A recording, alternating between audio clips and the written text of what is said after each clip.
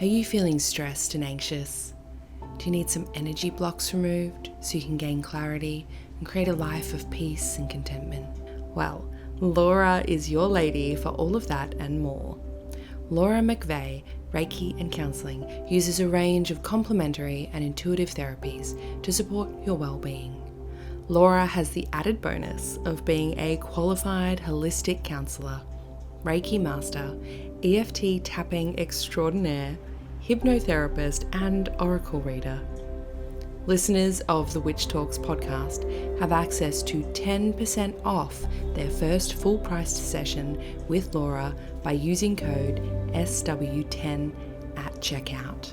Simply head to lauramcveigh.com.au to book your session with Laura now. Welcome to Witch Talks, the series for spiritual seekers, witches, and enlightened souls. I'm Hana the Suburban Witch, professional tarot reader, astrologer, and witch, and I hope you're ready to get up close and personal with your favorite witches.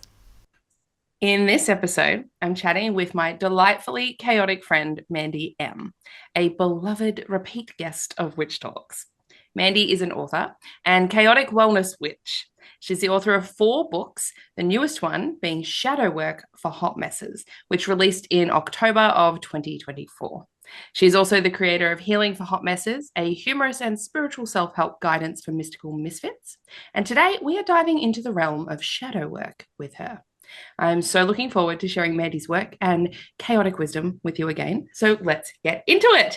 She is joining us via Zoom all the way from British Columbia in Canada. Hey, Mandi, welcome back to the show. Hello. Thank you so much for having me. You are very welcome. Thank you for coming on. And I want to start by just jumping straight into it. Okay. We'll get a definition out of the way. From your perspective, what is shadow work? So shadow work is the process of trying to find the sort of repressed or hidden aspects of yourself. So these subconscious aspects of the self that we may not be consciously aware of, but are probably directing our life to some degree in the background. And so it's the process of trying to figure out what those things are, where they originate from, and then integrate them into our conscious awareness in a way that is helpful and productive rather than something that's like constantly siphoning our energy in the background. Yes, absolutely. And why would someone want to do this? It's the sort of thing that I think everybody would want to do just because when you think about like human motivations, what they are is like to be happy or to find peace and calm and things like that. And a lot of feeling good or feeling happy really does kind of get trapped in that area for a lot of us. But I think that typically people come to shadow work because they're trying to heal in some way, right? So I know for me personally, the experiences I've had with mental health issues and like shit like that, and like overcoming, things that have happened in a lifetime that can feel very traumatic and they can kind of like linger with you and kind of fuck with how you move through the world.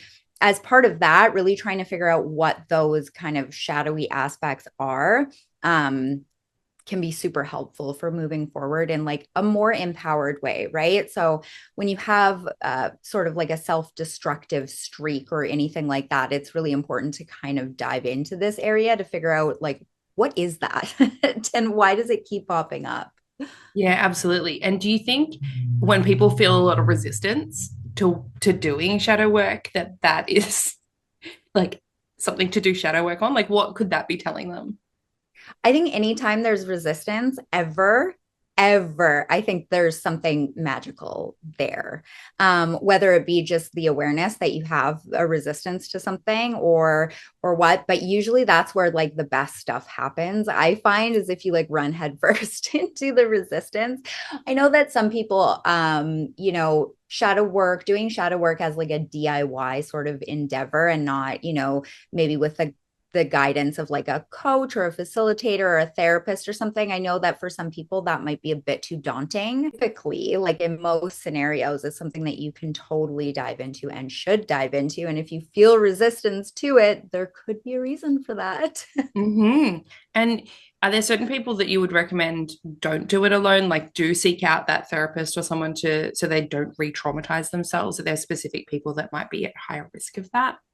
Oh yeah, I would say like anybody that has like those, very complicated PTSD or like a really a history of trauma to a degree that maybe is beyond. I mean, I feel like there's a lot of people that do carry trauma out there, but there's some people that are just it's too raw, or their relationship with it is at a point where it's probably better off done with a professional or a guide or something of some sort. um yeah, I think every single person is going to kind of be their own judge as to how safe they feel. It's always walking that balance between like trying to stretch yourself maybe energetically or like your comfort zone, balancing that with also keeping yourself safe, right? So it's always a bit of a tightrope walk. Sort of reminds me of like, a stereotype image of like somebody who looks really tough, but they're really like the softest, kindest person you'd ever meet. I think it can be super playful, super fun. And I don't think it has to be this like super oogie boogie scary thing. Yeah, absolutely. Now, you wrote a book on this, which I have Yeah. a copy of. So, Shadow Work for Hot Messes: Transform from Chaos to Clarity by Embracing Your Authentic Self. And this isn't like a typical book where you just like read about it. This is like a workbook that you fill in as you're going through it, like a guided journal in a way. Do you think that's like the ideal way that someone would start? Like, I mean, obviously you've written it that way because you think that's a good way to do it. Does that keep it playful? Like, what was the purpose around doing it that way? So this is the part where I think I might come off sounding like a bit of like an arrogant D-bag potentially, but like I'm so proud of this book because I feel like it fills a space that I haven't seen really filled in the same way before. So typically there's a lot of like shadow work prompts out there and shadow work journals and things like that. And oftentimes they're not fully guided. Like at best, maybe you'll get like a paragraph or something like that. Or there's shadow work books that are a little more text heavy and a little less explorative. And so this one I tried to like do both. So it's a workbook. So it has like exercises and like prompts and things like that in it. But it also has like quite a lot of running text. It really is kind of like half and half. So it actually goes into more detail about things that you might encounter, such as like triggers and core wounds. And I've also never seen anybody go into the behavior aspect of shadow work like I do, because my former career was I used to work in community inclusion for developmentally disabled adults. And so in this book and in shadow work, I try and incorporate things like behavior therapy techniques or understanding behavior as a communication strategy. And really, your shadows, when they pop up, even if it's like a really fucky circumstance, usually there's like an element of like communication or something we can learn there. And I've never seen anybody else blend that before. So like it's heavily focused on like integrating, right? So essentially we don't want to dig up demons and then be like, wow, I'm super fucked up and like not know where to go from there. It's the aim of it is to try and get people from like where to start to like how you can just integrate it, accept yourself and keep it moving.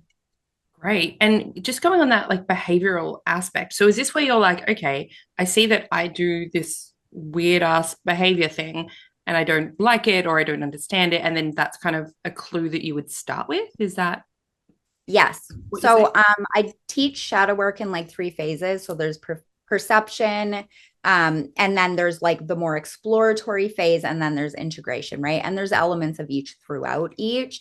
But essentially, if you've noticed like a weird shadowy behavior that you have, so like the example that I like to use just because it's so simple is like, say you are a person who you're partner went and saw an ex-girlfriend or something like that, it would like set you off and you might engage in some behaviors that are maybe not reflective of your best self, right? So taking that and trying to really figure it out. So taking the approach of looking at like what immediately happened before, what the behavior was, and then the consequence of that behavior and what purpose that might be fulfilling. So you can circuit break the cycle. So with that example, you could say, well, what happened before was like the fact that there was that interaction. Then, what the behavior that happened is whatever behavior you did. Maybe you were like,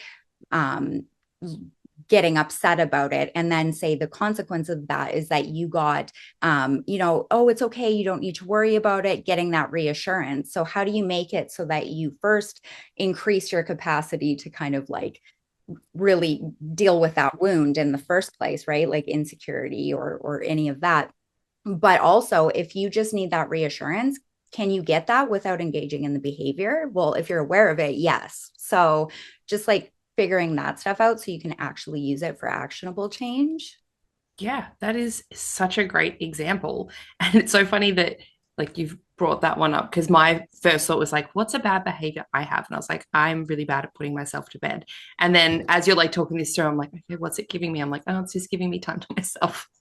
Yeah. That tracks. That tracks. I probably don't want to Yeah. give it up. Yeah. And there's been things like that as well. Like I had this big realization once that my like addiction to being busy was like, I was always busy. So there was other kind of tasks that I guess I somehow like was avoiding. And by being busy, it was like almost like absolving me of needing to do that. And once I became conscious of that, it was like, am I really busy or am I somehow trying to like, wrangle some other feeling out of it?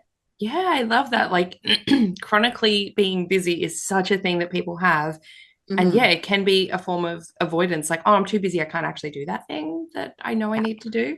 And then, I mean, anyone with ADHD can totally attest to that. Like, I know I need to do this thing, so I will do literally everything else first.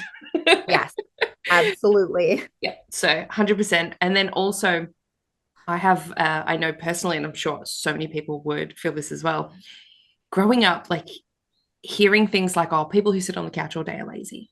And that becomes Mhm. like part of your belief system. So it's like, I can never sit down. I can never rest. I'm always busy. And I realized that pretty early on in my own shadow work journey, that it was Yeah. like that comment wasn't even directed at me, but I took it so personally and was like, Yeah. I'm never going to be that person. And then really struggled to rest. Like that was huge for years and years. And now I've released from that. And Yeah. even with my kids, if I hear them use the word, lazy, I'm like, you know what? That's really not a kind word. If someone's sitting down, they probably need the rest. And Yeah. it's like healing to parent them because it's reparenting me as well. It's really lovely. So I guess that's It, more that integration end of it that I'm yeah. at now.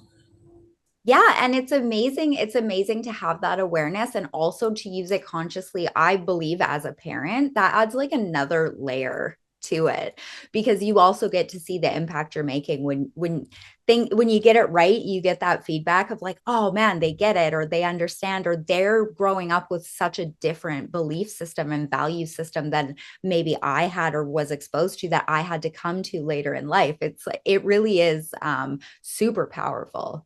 Yeah, absolutely. So do you use this in your own parenting journey, in your own relationship? Like, can you see this in other people where you're like, you need to shadow work here? So I'm just gonna Absolutely. poke the little.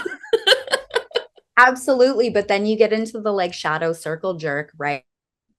Is what I'm seeing a reflection of am I seeing something that's going to like confirm my pre-existing beliefs? I mean, I'm pretty good, I think, just as an intuitive when I work with people, being able to do things like that. But when it comes to people I actually know, I have to try and really like hold my, I'm a Virgo after all, so judgment, uh, but trying to hold my, maybe trying to think everything about how everybody thinks and feels is also part of your shadow work journey, Mandy. And I'm like, uh thanks, I hate it. Yep, absolutely. Now I know as well you don't really use astrology in your practice. We've talked about that before, but just as an astrologer, I can see how there'd be certain things that we could possibly look to as well to sort of guide our journeys in terms of where shadow work could be, or things like you've just said, being a Virgo can be sometimes seen as, if we look at the negative aspects of a sign, judgmental or critical or perfectionist, and what might that be telling us? So I think knowing the negative associations with your big three, or with, especially if you look to your moon, or if we look at Chiron, even those sorts of things could give us extra information for any astro nerds out there. And your book is, I mean, it's heavily sort of that journalistic style. What if someone's like, I can't journal, I'm really terrible at journaling? Like, what's something they can do? Or like doing shadow work without journaling. Mm.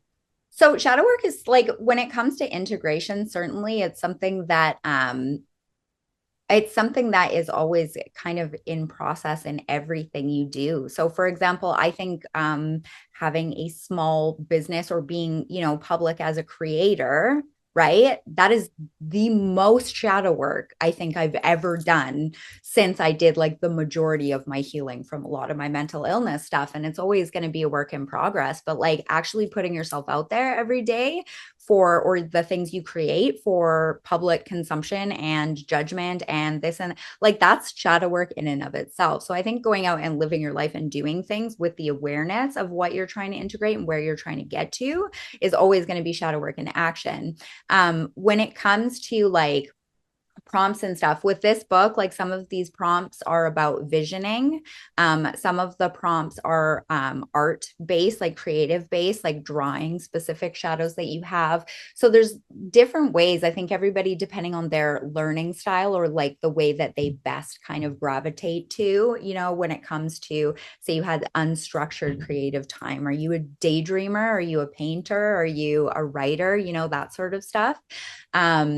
Any of that stuff really you can explore. I mean, you could even use interpretive dance for communicating with like more shadowy aspects of yourself in a truly like physical way, right? Which is even gets you out of that like mind spiral.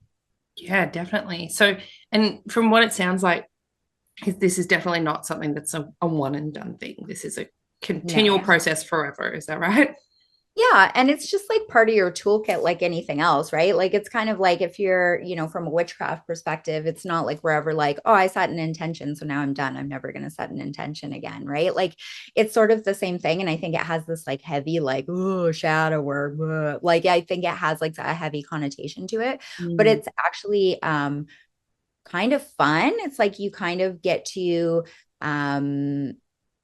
court these different aspects of yourself that maybe you didn't have a chance to play with before. And it can actually be super fun. Like I'm doing like some public shit right now with like my attention whore that was like repressed. And like it was like the most, like the part of me I think I repressed the most on reflection. And it's like, I'm kind of playing with that right now. And it's like some of it feels awful and some of it feels liberating. But like at the end of the day, we're like, I'm going to be dead, Hannah, one day. I know it's very sad, but one day I'm going to be dead and like nobody's going to give a shit how I felt. You know what I mean? So it's like I'm going to try and live my life to the best of my ability, have the most fun I can, try and illuminate what I can for like my kids and people around me. And I can't really do that unless I feel like the best about my experience, right? And what the impact I'm bringing to the world. So by that token, I think we all can just see the work as play.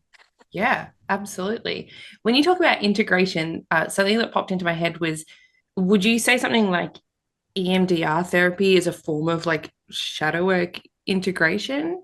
Like that kind of thing that people are already doing in psychology and that sort of thing? Do you think Yes. that kind of bridges the gap there a little?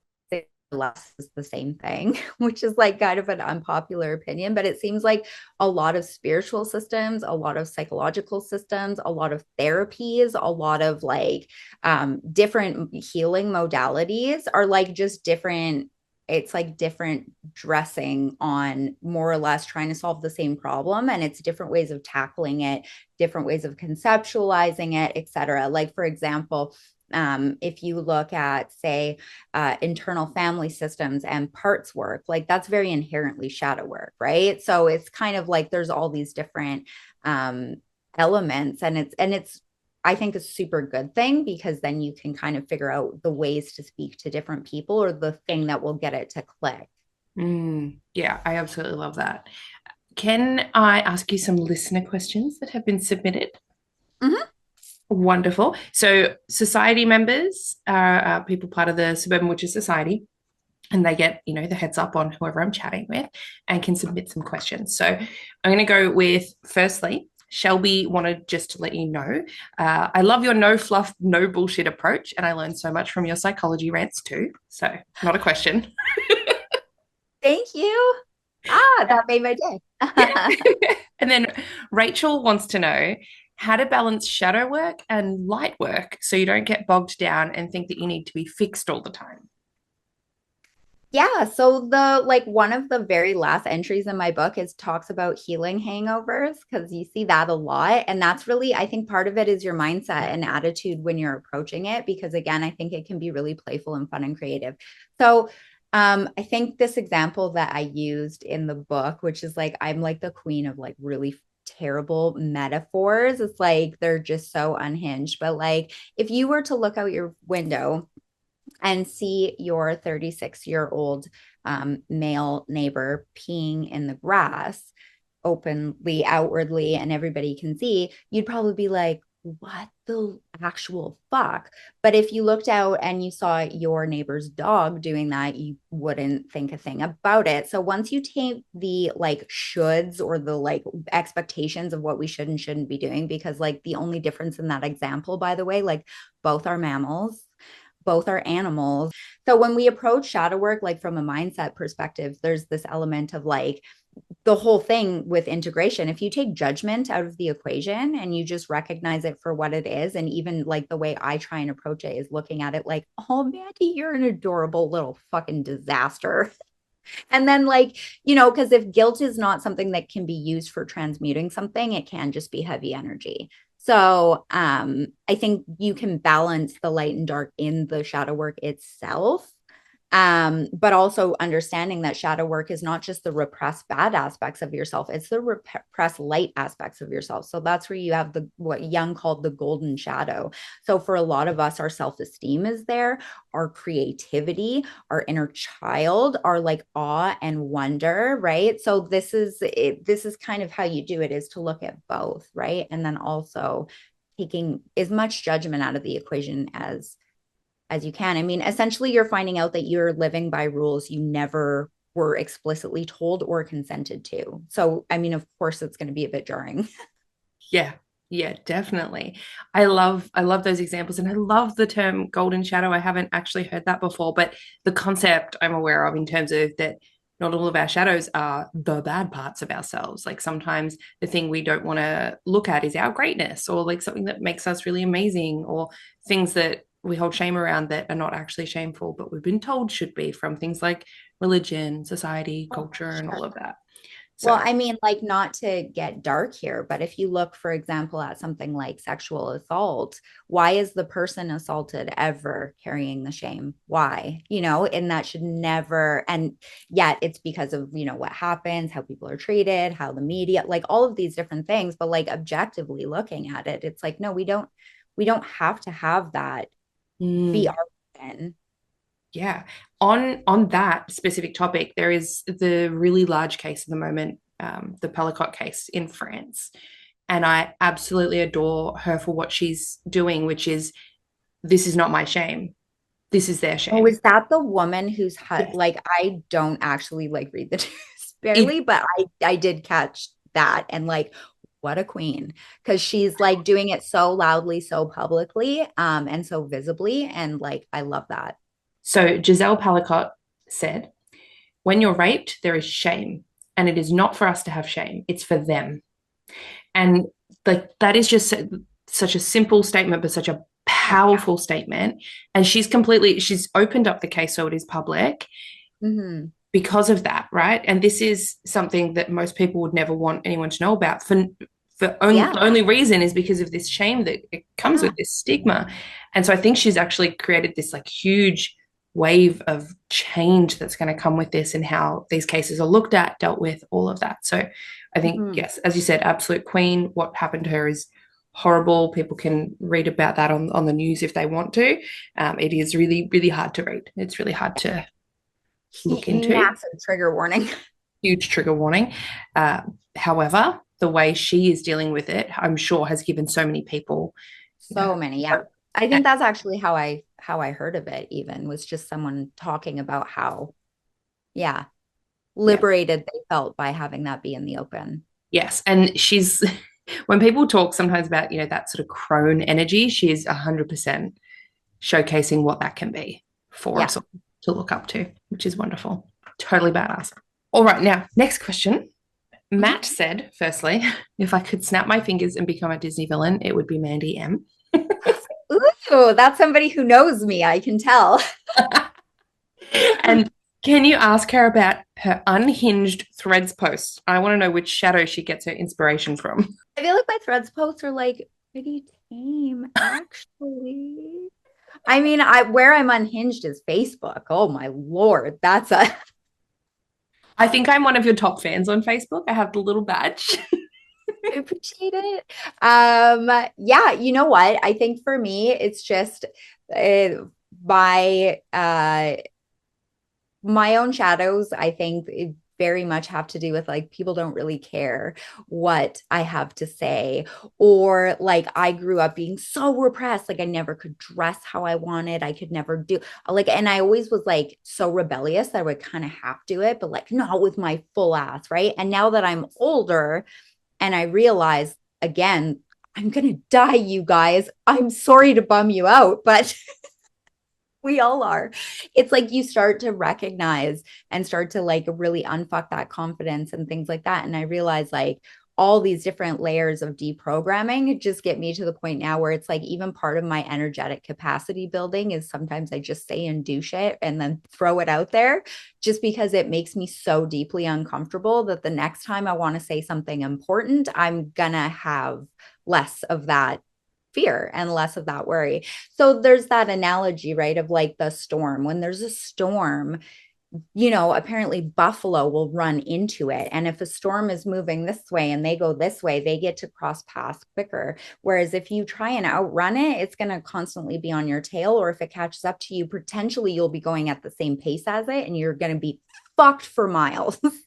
So like the way that I try and view life and when I feel resistance or when I feel triggered or anything that I'm like, should I do this? Anytime I feel like my authentic self is gonna be restricted, then I just turn into the buffalo and I turn around and I'm like, fuck you. And then it's like a Michael Bay movie and there's AKs going and sexy girls washing cars. Anyway, that's off on a tangent, but I love that. That's a great tip around the storm yeah. chasing bison, which I did not know about. So that is wonderful, and it makes a lot of sense. And so I Yeah. love that you see that. You see the fear or the worry and just dive into it and challenge it. Yeah, well, I lived Very for brave. so long with like really maladaptive anxiety. So I'm Mhm. like, I did the doom thing for a really long time, and I think I'm just burnt out. Yeah. Yeah. So Matt also asks, and feel free to share as much or as little as you want around this, but how much you mix your psychedelic shrooms with shadow work, why, if you do, and what it's like. Um, so I would say a lot. I would say anytime that you touch a psychedelic to some degree is going to be shadow work, whether or not you like it, because you don't really get to call the shots. One way that I tend to use psychedelics with shadow work is a little bit it's a little bit more of a roundabout way, which is that when I have done a lot of workings on something and I have made a decision energetically, like this is what I want my life to look like, or this is something I'm trying to really consciously heal, and say I'll do like a higher level ritual or something surrounding something like that. Like for example, removing barriers to confidence or anything that's like really sort of like a power that would generally change your entire life and how you show up to it. I like to call doing a trip after you do workings around that, really start doing the like boots to the ground stuff. I like calling doing psychedelics after that as like filing a statement of intent with the universe. So I like to do a trip where it's like, no, I've decided this. I try and focus on that intention and like what it's going to be like and everything like that. Or like the removal of the things that need to be removed. And then I like to do a trip kind of just to get to the other whatever the fuck it is and be like, yes, this is what I am truly committing to, and see what comes up and try Mhm. and kind of do the like divination work after that of like, what did it mean? Yeah. So, Do you get a lot of insight from doing those in terms of like information that you wouldn't have known about otherwise? so they like straight up talk to me, and that's like even with microdosing. So I would say like a big, huge resounding yes. Yeah, it's crazy. And then also since working with them um, more like intensively, I feel like I even like my intuition outside of that and my ability to like read energy and like things like that has like it skyrocketed. So that's like actually why I have like this. I like designed this. Ooh, I don't think you can see it, but it's like a tattoo. And there's an eye and a mushroom. And I did it purposely on this hand for if I'm because it's my dominant hand. So if I'm working with people or serving people in the future on my psychedelic retreats, this is my activated side. Yeah, I love that. And on the similar topic, you did an ayahuasca Yeah. journey a year ago, a bit over a year ago now. Yeah. And Yeah. I know you've said that there's been a lot of stuff that's been integrating for months and Mhm. months afterwards. Do you have anything you want to share or can share on that? Oh man, that was wild actually from a shadow work perspective because when I went to that, well, there's just so much about that one. I actually have a podcast episode on that if anybody is curious. Um, Watch it on YouTube though, because I need like 4,000 watch hours, you guys. Very But good. Don't even tell me about getting those is so stressful when you're trying to monetize. And like I don't think people realize with YouTube how hard it is to get monetized. And then when you're finally monetized, you get like not a lot, but it just makes it a little bit easier. right? Oh my gosh. Anyway, side note. Fuck, I'm like, I've just given up.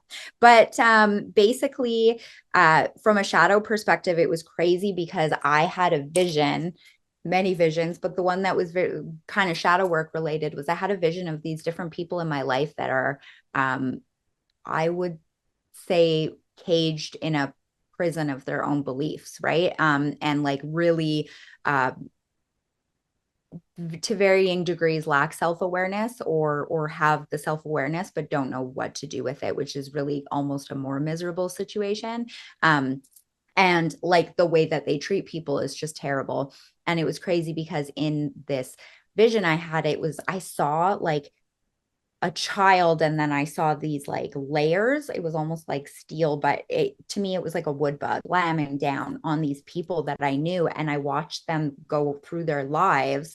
um, and I saw that happening at different points with different things that happened to them and how it created um, this shell, and how it was like they couldn't get out of that shell because that shell not only is what shelters them and keeps them safe, but it's also like that's their worldview, that's their whatever. And it made me have so much like more compassion. Unfortunately, the thing that I had to integrate for a long, long, long time after that is like, just because you have compassion for people doesn't necessarily mean that it's your responsibility to have them in your space, right? Because like I think a really big shadow work thing for me personally was like, there's different layers of understanding, right? And so something for me was like, oh, I'm really loving and I try and take the high road and like things like that. If I could just love people and be calm and patient enough with them, eventually I'll have to get through to them and whatever. But like upon doing shadow work with that, it's like, okay, so is that coming from this people pleasing thing? Is that coming from me trying to stay safe and control the situation? Or is that coming from a shadow of like, there's some level, some part of me feels good to just be the good guy in an interaction. And so I'm going to keep trying and keep getting smacked down because it confirms some sort of victimhood narrative in these roles of these relationships. Eye opening, illuminating, right? But you have to be willing to be honest with yourself and be like, ooh, I didn't realize that. Like, oh, you little minx. And then figure it out, move the fuck on. But sometimes those lessons are hard learned and sometimes they smack you in the face about 50 million times before you learn. Yeah, that is so fascinating. I think That is such a good way to sort of question motives like that, even if you view your motives as good and well intentioned. Questioning what am I getting out of doing this is really, really helpful, especially when it comes to those interesting dynamics of things like people pleasing. And Yeah. it's also that sort of flipping that script around. I had a therapist give me one of the best pieces of advice she could have ever given me. I don't even know it's advice, but um, a lot of people might know that I've had an eating disorder for a very long time and I've had a few really bad relapses. And during one of those really intense, like scary relapses, I had this therapist and I was telling her all about like, you know, how out of control it feels and how horrible it feels.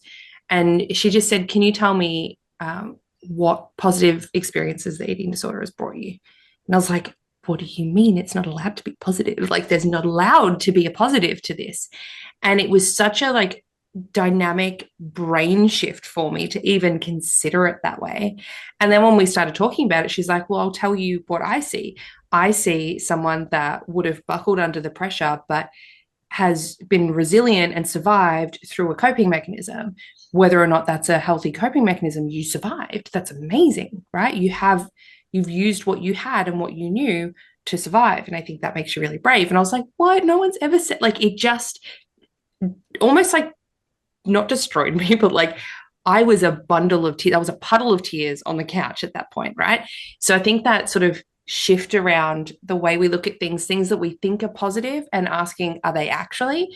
And things we think are negative and asking, are they actually, right? Like, what's the flip side? And that little thought experiment can be so profound for us. So I think that's Mhm. a great little tip that you bring up with that. Absolutely. One thing that is really, I think, important to look at is like, for example, um, behavior typically extinguishes if it does not fulfill its purpose, right? So most behavior is like to obtain something, to avoid something for some sort of like stimulation, which was like really interesting to learn about, like reflecting on when I was a teenager and I would like blow my own life up just for shits and giggles every so often. Like, oh, I can understand that so much more clearly. But it's hard when we have really maladaptive, shadowy things to be honest with ourselves, because multiple things are true at the same time, which is like it can be controversial, because I think that we live in a society and a world right now where people like to yell and scream about how things are either like right or wrong or like black or white to some degree, but that's not the way things are. And viewing them that way is really just going to narrow the perspective even further, right? And make the problems worse. And so like, for example, if you have some sort of behavior or there's something going on, a shadowy issue, it can be hard, it's very hard to come to terms with the fact that it might be serving you on some level. But typically, if it's not, then it wouldn't still continue to be an issue.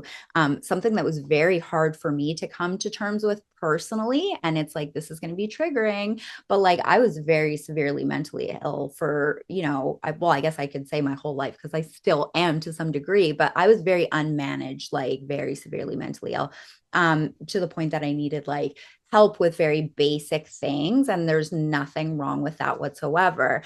But I really was kind of trapped in the mental health system for a really long time.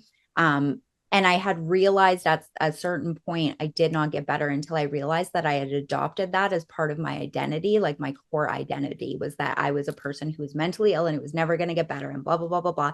And like nobody understood me and this and that. And when I started looking at like, what is this serving for me?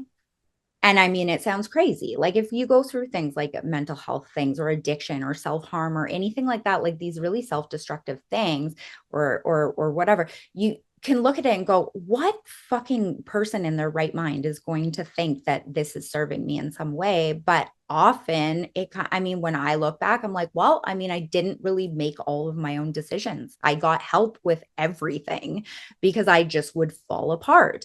Or I got attention when for me, I alone, it was like, things like that. Or, so it's hard to come to terms with that. And you certainly get, I mean, again, if you take judgment out of it and realize that it's your first time being this human being and you didn't get a good orientation and you just don't know how it's going to go, that makes it easier.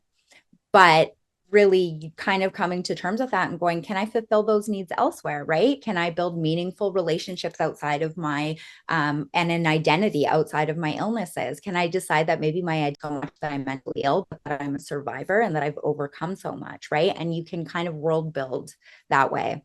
Oh, I love that idea of like world building yourself. That is Yes. a really fun concept.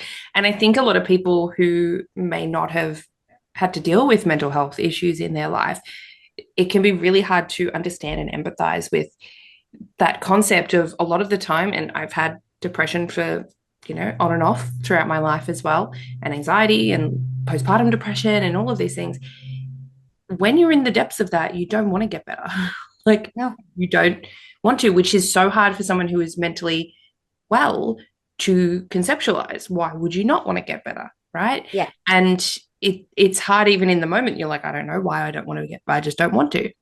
Yeah. Well, it's like, You know? it's not, I mean, everybody would want to get better, even if you're depressed. It's like you'd want to get better, but do you know where to start? Or are you just like, I'm done? Like, I just don't have it in me. Yeah, well, it takes a lot of effort. There's a lot of reflection that comes with it. And there's sometimes things outside of our control, absolutely, as well.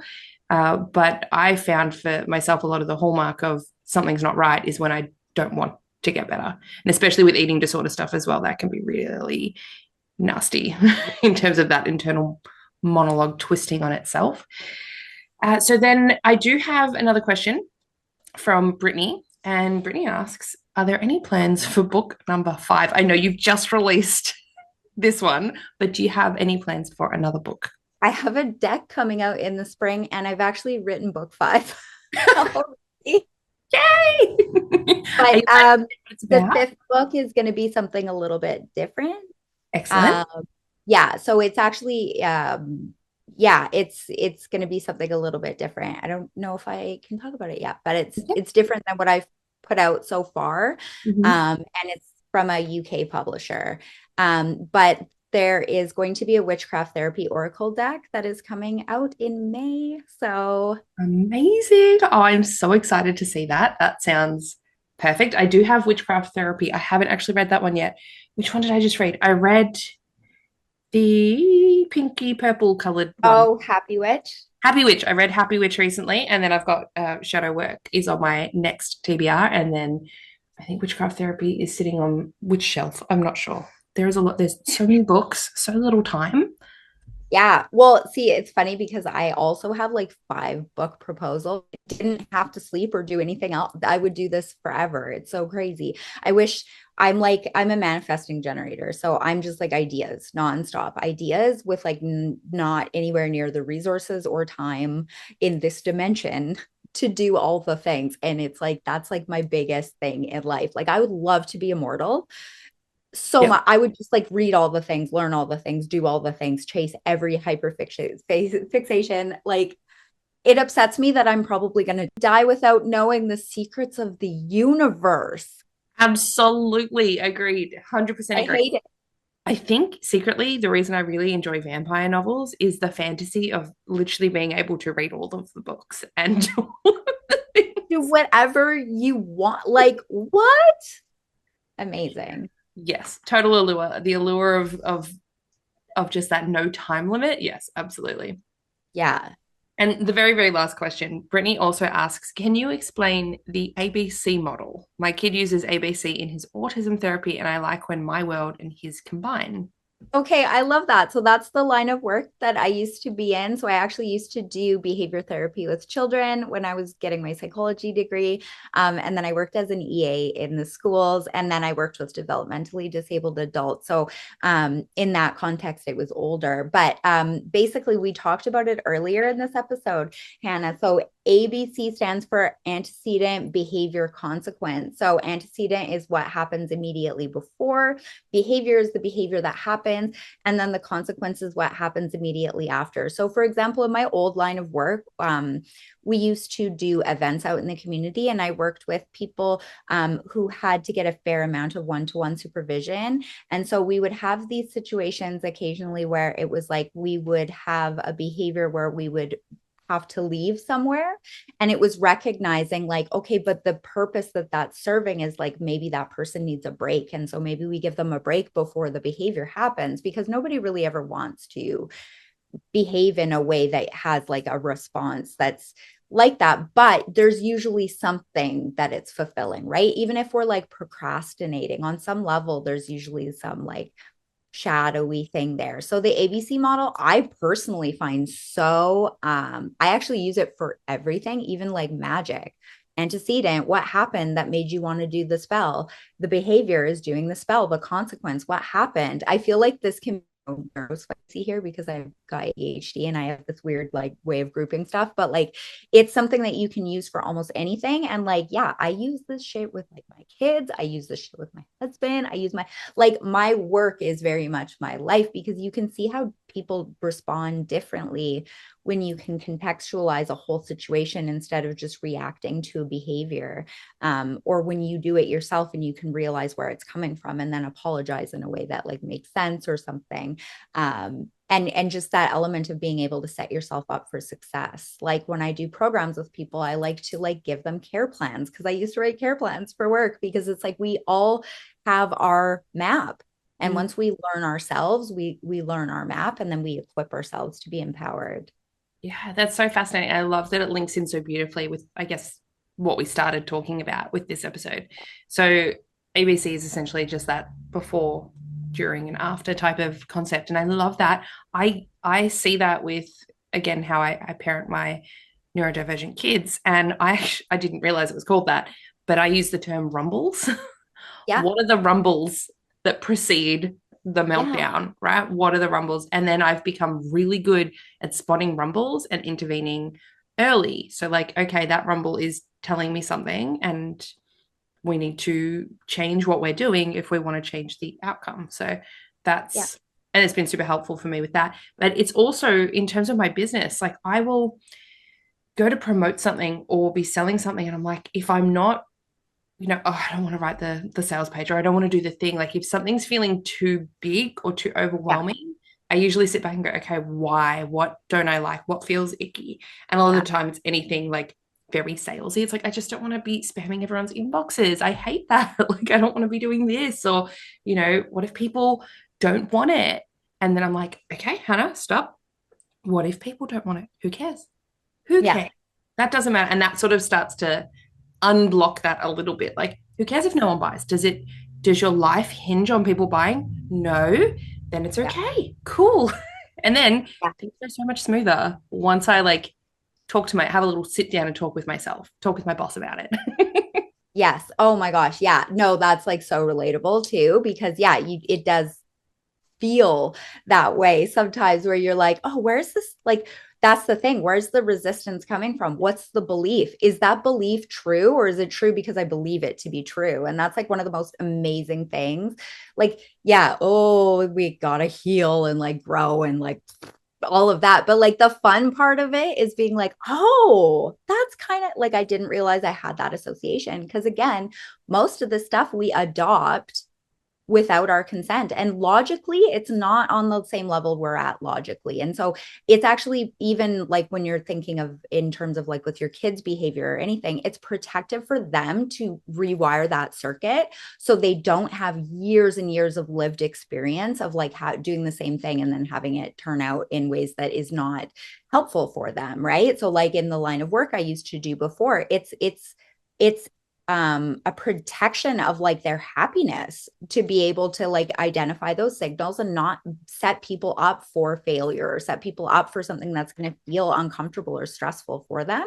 And like we have to bring that energy to ourselves, because nobody else is going to give a fuck, like respectfully. Like people will love you, their spouses, there's like family, whatever. Nobody is as invested in your day-to-day boots on the ground, like the minutia of your experience. Nobody gives a fuck as much as you. And so like you kind of have to be selfish in that way. Mm-hmm. Mm-hmm. I love that. I think this whole conversation is going to be so eye-opening for a lot of people. I think a lot of people are going to get a lot of help from it and all of that. If you had one question that would start people off in terms of like a journal prompt or something like that to start them on their journey with shadow work, what would that be? What are the reoccurring patterns in your life that you feel like you cannot escape? Are you dating the same man in a different body every 6 months? Like, are you somehow in every single relationship ending up in a situation where you feel like you're getting fucked over? Or like, do you feel like you always have to take the responsibility for other people? Those patterns and those roles that happen over and over again, and trying to really walk them back through your childhood, or how other people related to you, or what maybe if there's on some part of your identity is always like, oh, I'm always treated this way. Like it becomes a perpetuating cycle. And it's not to say, like, of course there's circumstance, environmental factors and all of that shit. There's always going to be a contrarian, right? But there's a very real thing that happens where you are not energetically open for anything else. It's like you could meet somebody that would be the greatest person, but because on some level you feel like that's not going to be a part of your awareness, you're either going to sabotage it, or you're not even going to, it's not going to get on your radar. So it's really important to know this stuff. Yeah. Yeah.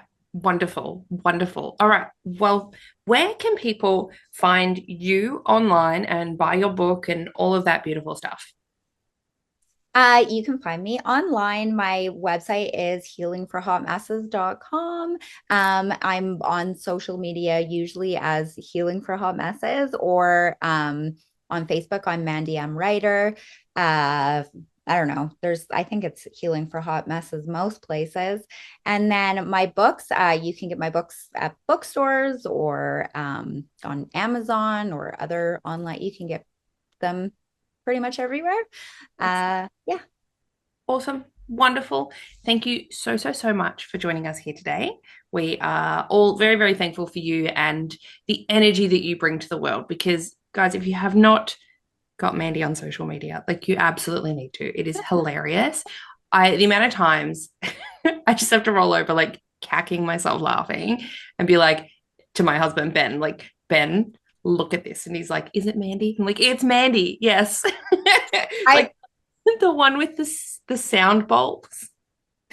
Which one was that? I have a few. He did the reel with the sound bowls, and you made it look like Oh, the one. in your pants, like you'd basically picked it up to do it with your That's fiance. a lot of people have found me through that. Really, it's my favorite. It's so funny. You want to know the funniest thing? I was like literally high, and I said to my husband, and I was like, "Oh God, how funny would that be?" Because like, and then I was like, "Can you help me film it?" And like, I was going through my own shadow work of having him see my work and get more involved in my work, and I always was nervous to like film in front of anybody, because I'm nervous to have me on film out there ever, right? And so it was at the time I was like really stretching that muscle by getting him to film me and whatever. And like a lot of it was awkward, a lot of it was bad, but I was like, do that. And like we were just high. We're like, that would be so funny. It was so funny. It was so funny. Do that more often. That was hilarious. You remind me, there's another creator online. What is her name? She has kind of like orangish hair. She's really funny. Oh, goodness. And I had something favorited so I could easily look up, but I'm pretty sure I just recently unfavorited it because I showed everyone I wanted to show. But she often does similar things like that where she'll, uh, let's just say, make funny content around her flaps. You should see the comments on that too, Hannah, because it's gone mental. Like I can't keep up with it now. But it's so hilarious. It's like a mixture of people that are like, that's funny. And then people that are like, some guy was like, I would hate if my wife did that online. I'm like, bitch, my husband said, he was like, the He lighting's filmed it. wrong. It's just like, but like some people thinking that saying it's like upsetting, like really upset. There's too much smut. I'm like, bitch, it's a joke. Yeah. Yeah. I mean, if you're upset at smut, you should be probably upset at Hollywood. Like, Right? I'm like, you want to see something real? But there's some corners of the internet I can like yeah. Well, like even direct just you go to. watch Bridgerton. Like, seriously. Right? Oh my God, it's so funny. Yes. I think it's funny when people take stuff really seriously. Like, I've noticed that if I ever make any jokes about like my ex-vangelical side, Yeah. we know that those videos blow up because people get so triggered by, I mean, they should probably listen to this episode, right? But they get so triggered by just the fact that you can even make fun of a specific religion, because they're like, no, you can never make fun of religion, how dare you? And it's like, well, I can, because I grew up in it and it harmed me, so this is how I cope. And it is also funny, but no. I also think that like you can kind of make fun of anything, really. And if you can't do that, well, maybe you shouldn't, but you can. Yeah 100%. Yeah. So yes, anyways, go follow Mandi. It's hilarious. You will not be disappointed. Thanks for having me. Thank you so much. Have you been searching for a safe space to connect with other witches and grow and develop and learn together? The Suburban Witches Society will bring you knowledge and friendships that are spiritually aligned, plus a whole heap of fun. You will get access to our private community Facebook group and group chat, which that chat pops off. There are monthly group calls, you get a reading with me, you can do Q&A, and we all just chat and hang out together. It's like a slumber party. You are welcome to wear your pajamas. This is not like fancy influencer witches on a Zoom call. We are very real over here. You can take a peek at behind the scenes episodes of the podcast that are uncut, and you get access to them before anybody else. There's a resources section where you get PDF downloads, you get access to classes that are not available to the public. Here is what one of our members, Brandy, has to say about her experience in the Suburban Witches Society. Signing up to the society has been the best present to myself. My witchy knowledge has exploded and I've forged some of the deepest friendships in this group. So come and join Brandy and everyone else in the Suburban Witches Society, meet your new witchy best friend, and get a little bit closer access to yours truly as well. I hope to see you there.